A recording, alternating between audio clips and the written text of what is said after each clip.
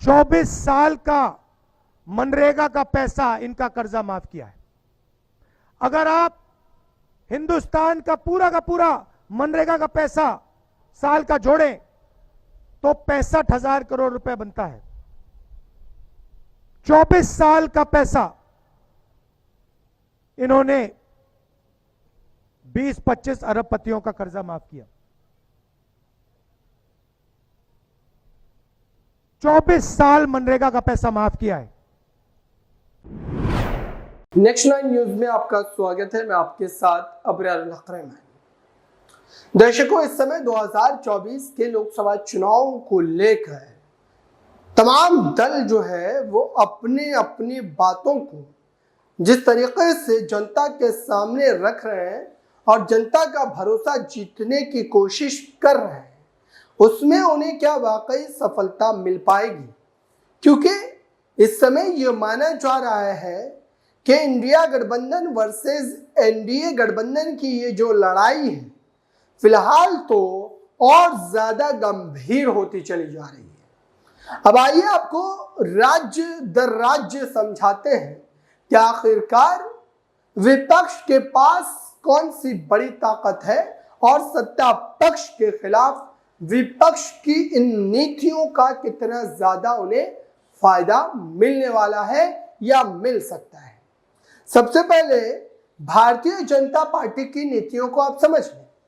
Bharatiya Janata party इस बार भी 2019-2014 के चुनावों का पैटर्न दोहराना चाहती है और इसको लेकर उन्होंने कमर भी कस ली है। लगातार इस पूरे मामले को लेकर, मुद्दों को लेकर जिस तरीके से अब तक भाजपा के वरिष्ठ नेताओं ने अपने पक्ष को रखा है, उससे ये साफ तौर पर पता लग जाता है कि भाजपा इस बार भी धार्मिक उन्माद और साथ ही ध्रुवीकरण जो है वो धर्म के नाम पर करने का ठान चुकी है और इसको लेकर अब से ही पूरा का पूरा प्लेटफॉर्म जो है वो सजाया जा रहा है ताकि विपक्ष को इसका नुकसान पहुंचाया जा सके। अब विपक्ष के लिए ये चुनौती ये है कि वो न तो मुद्दों की राजनीति पर जो है अपने पक्ष को रख पा रहा है खुले तौर पर। ये बात मैं इसलिए भी कह रहा हूं दर्शकों, क्योंकि आज आप देखिए गैस की कीमतों में जब बढ़ोतरी की जाती है, जब स्कूल की फीस में इजाफा किया जाता है, जब स्वास्थ्य व्यवस्था को लेकर जो हॉस्पिटल की हालात हैं वो चरमराए हुए हैं, उसके बावजूद भी विपक्ष आपको कहीं भी सड़कों पर नजर नहीं आएगा। विपक्ष आज आपको मात्र ट्विटर पर नजर आएगा और ट्विटर पर ही वो अपनी विपक्षगिरी करता हुआ दिखाई देता है। और इसका मतलब ये है कि आप इतने बड़े लोकतंत्र में मात्र अगर ट्विटर पर अपनी बातों को कहकर, ये सोचकर, ये मानकर बैठे हैं कि जनता आपको सत्ता सौंप देगी, तो ये आपकी बड़ी भूल है। और ये इतनी बड़ी भूल है कि अगर इसी तरीके से आपका कारवां बढ़ता चला गया तो आने वाले 10-15 वर्षों तक आप सत्ता की कुंजी अपने हाथ में नहीं ले पाएंगे और न जनता आपको सोचने जो है सौंपने के बारे में सोचने पर मजबूर होगी। यह बड़ा पक्ष है दर्शकों। चूंकि उत्तर प्रदेश जैसे बड़े राज्य में आप देखिए विपक्ष की हालत किस तरीके से बद से बदतर होती चली जा रही है, लेकिन उसके बावजूद भी हालात जो के तो बने हुए हैं, इस पर कोई भी सोचने को मजबूर नहीं है, इस पर कोई सोचने पर किसी भी तरीके से विचार विमर्श नहीं कर रहा है। अब आइए आपको विपक्ष के अलंबरदार राहुल गांधी के एक पक्ष को सुनाते हैं। राहुल गांधी भारत जोड़ो न्याय यात्रा में जिस तरीके से घूम घूम करके अपने जो है पक्ष को रख रहे थे, जनता को कन्विंस कर रहे थे, लेकिन उसके बावजूद भी कांग्रेस पार्टी में बीते 3-4 वर्ष महीनों में जो टूट हुई है वो टूट दर्शाती है कि आप संगठनात्मक तौर पर कमजोर हो चुके हैं, आपकी पार्टी कमजोर हो चुकी है और हकीकत से मुंह मोड़ना आप दरअसल उस चीज को और ज्यादा पनपने दे रहे हैं। राहुल गांधी के इस बयान को सुनिए एक बार, जो भारत जोड़ो न्याय यात्रा में उन्होंने दिया था, और आज के इस रिपोर्ट से उसका क्या लेना देना है मैं आगे आपको बताऊंगा। पहले इस बयान को। 24 साल का मनरेगा का पैसा इनका कर्जा माफ किया है। अगर आप हिंदुस्तान का पूरा मनरेगा का पैसा साल का जोड़ें तो 65,000 करोड़ रुपए बनता है।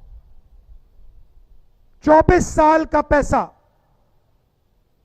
इन्होंने 20-25 अरबपतियों का कर्जा माफ किया। 24 साल मनरेगा का पैसा माफ किया है 20-25 लोगों का। 22 लोग हैं हिंदुस्तान में, उनमें से अदानी है, अंबानी है, नाम आप जानते हो। उनके पास उतना ही धन है जितना हिंदुस्तान के 70 करोड़ लोगों के पास है। एक तरफ 70 करोड़ लोग, उसमें आदिवासी, दलित, पिछड़े वर्ग के लोग, गरीब जनरल कास्ट के लोग, और दूसरी तरफ 22 लोग, सिर्फ 22 लोग। उनके पास airport, port, infrastructure, mobile phone, defence की इंडस्ट्री, सारा का सारा हिंदुस्तान उनके हाथों में, 22 लोगों के हाथों में। उनका कर्जा माफ होता है, सब कुछ उनके लिए किया जाता है, और बाकी हिंदुस्तान देखता रहता है। देश में आदिवासियों की आबादी कितनी है बताओ?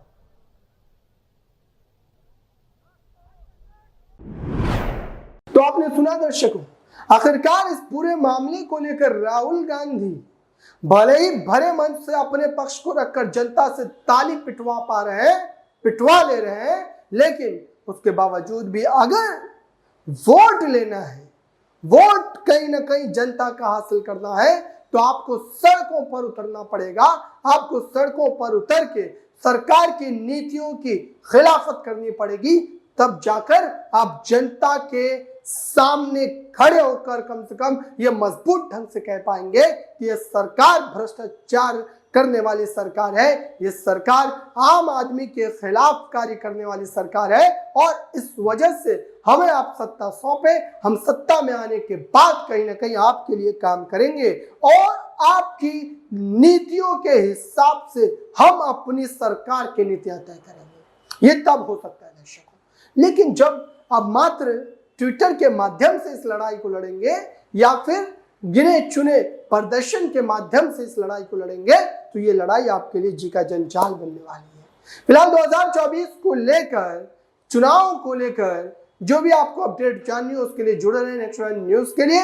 फिलहाल इस रिपोर्ट के बारे में आप क्या सोचते हैं कमेंट बॉक्स में जरूर बताएं। जुड़े रहें नेक्स्ट न्यूज के साथ।